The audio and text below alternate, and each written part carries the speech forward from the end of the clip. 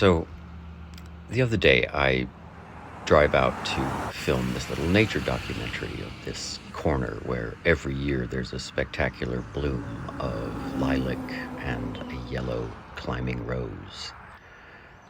And on the way there, I was thinking about a title for the documentary, and it just popped into my head. These are like people in my neighborhood, which was like this wild segue mentally where suddenly I was hearing that song. Now, I don't know if you remember. This is going to date me, but then my white beard already does. But I grew up on Sesame Street, that first generation of Sesame Street, the classic era in the late 60s, and Bob McGrath singing, "These are the people in your neighborhood, in your neighborhood. In your neighborhood, yeah, these are the people in your neighborhood," has stuck with me to this day.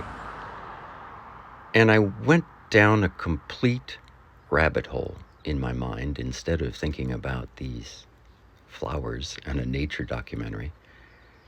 I started to think about my childhood and my dad, and I leaped to my dad because as I did some research and learned about Bob McGrath, it suddenly hit me that the man who sang the People in the Neighborhood song on Sesame Street when I was growing up looked a lot like my father when I was that age. My dad was crazy gorgeous. He was James Dean. As a young man, my mother described him as such and romanticized their relationship, which wasn't terribly good, but they were passionate. They were beautiful in the beginning, aren't we all? And then I also realized there was more archetypal connections than that, because lilac is one of my mother's favorite flowers. Absolutely adores it. And the yellow rose of Texas couldn't be more archetypal for my dad's side of the family, specifically my father's mother, my grandmother, Mildred, who adored this flower. So all of a sudden, in a kind of Jungian cascade of connections, I realized that a drive to the corner to go look at Lilac and the Climbing Rose had suddenly plunged me back into my past and my childhood and my family. And the two lines, mother and father, Lilac and the Climbing Rose, that came together in my life, and how that has impacted me. And suddenly, instead of a documentary of a rose that has climbed 40 feet up into a pine tree and now blooms more spectacularly every year in a sort of mariage with this lilac behind it, is so stunning that I make a pilgrimage here, and it's getting bigger and more profound every year, more abundant. This life, this gorgeousness, and it's ephemeral because it only lasts, like a week and a half, 2 weeks, depending on the heat, the rain. It's temporary, flash, gorgeous. Like I say, I come here as a pilgrimage. I worship natural beauty. My parents, my childhood, not where I expected to go on a little jaunt up the road. But we don't always get to choose where our thoughts go.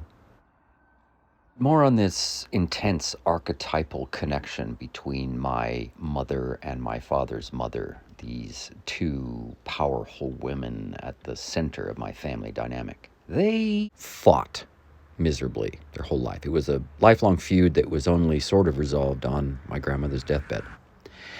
Of course, my mother fought with everyone, but there was something really deep about their rift.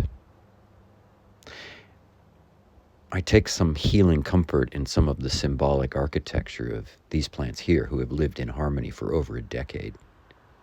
The lilac as the background and the climbing rose in the front. If I remember the history of this property, this was a child care center. And I love the fact that these are safe plants, more or less. The lilac gentle, and this climbing rose has no thorns.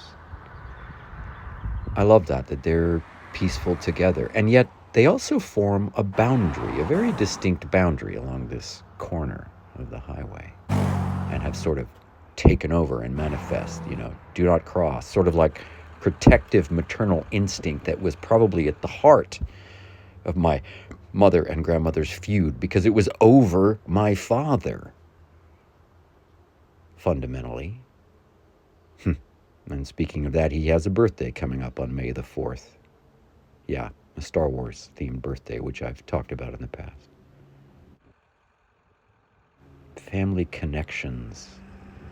These roots and entanglements, just like the way the climbing rose grapples and climbs and uses the oak and the pine to pull itself up higher and higher into the light, so the roots of our family karma follows us up into the light, into our own lives, forever and ever onward, until we make the conscious choice to engage with it, to heal it, to tell the truth, but also forgive.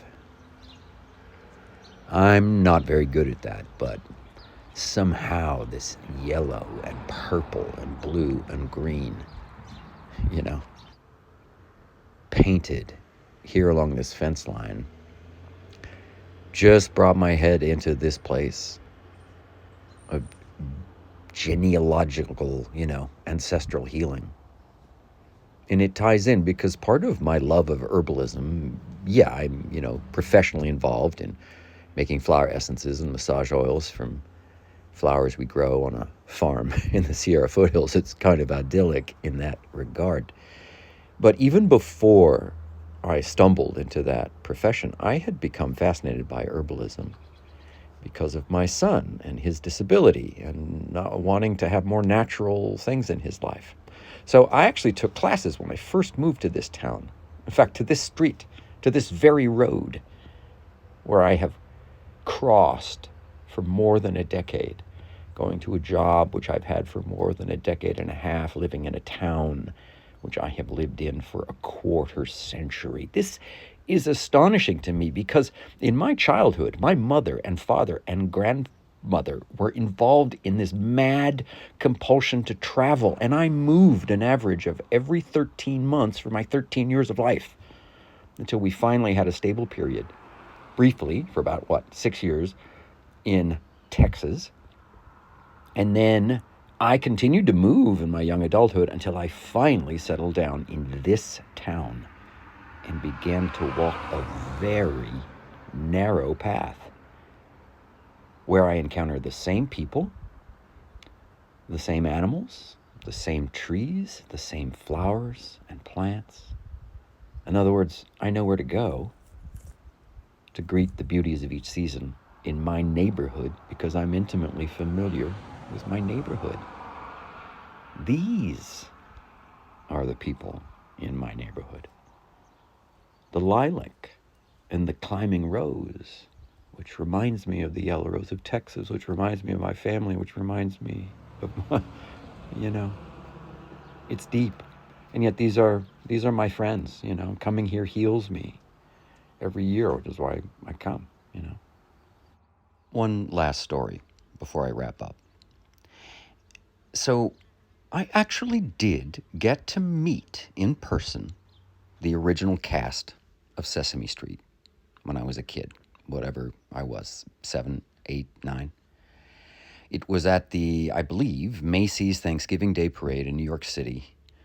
I don't remember why or how or who we were there for, but anyway, I got to meet the cast, Big Bird included, and they signed a poster, and here I am in this photograph. Now, I've spoken elsewhere about my childhood. I was neurodivergent to the point of being what was sort of called at the time autistic. I think now I'm more comfortable with different terms, maybe Asperger's or just ADHD or, complex trauma, whatever it is. But I really struggled. I had a extremely challenging childhood, could not meet new people, just really, all the kind of autistic trends. And meeting the cast of Sesame Street, was a big deal, and I was really afraid. And they made me feel welcome, you know. So it had a big impact on my childhood. So loops and rounds of thought, you know, have crisscrossed me today. The unanticipated discovery of walking out your front door to go see a neighbor and not expecting the conversation to go where it did. Bit of a metaphor today. Anyway, my friends, I hope you've enjoyed some of the photographs that I've taken of this location. Back when I was mostly working on photographs, I did a portrait I'm proud of this being this neighbor, the climbing rose and the pine and the oak. We all come from the vines, from the climbing tendrils and the roots of our people and our past and our experiences and our childhoods. From the great vantage of distance, like from these 3 red-tailed hawks that were flying overhead as I visited the climbing rose and the lilac patch, we can see, you know, in hindsight, but from the beginning it's a mystery. Life sometimes puts reminders in our paths, gives us little clues to shifts in attitude that might change everything. Anyway, my friends, from my neighborhood to yours, wherever you are and whatever your circumstance, I wish you a glorious day. Be well, my friends. Ciao.